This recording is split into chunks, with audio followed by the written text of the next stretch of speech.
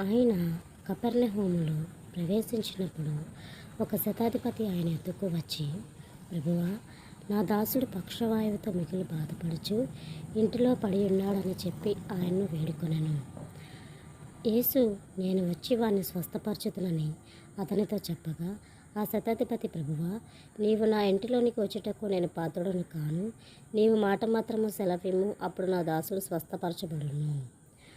నేను కూడా అధికారం నాకు లోపడిన వాడను. నా చేతి కింద సైనికులున్నారు. నేను ఒకని పొమ్మంటే పోవును, ఒకని రమ్మంటే వచ్చును. నా దాసునికి ఈ పని చేయమంటే చేతును అని ఉత్తరం ఇచ్చెను. యేసు ఈ మాట విని ఆశ్చర్యపడి, వచ్చుచున్న వారిని చూచి, ఇశ్రాయేలులో ఎవరికైనాను నేను ఇంత విశ్వాసం ఉన్నట్టు చూడలేదని నిశ్చయముగా మీతో చెప్పుచున్నాను.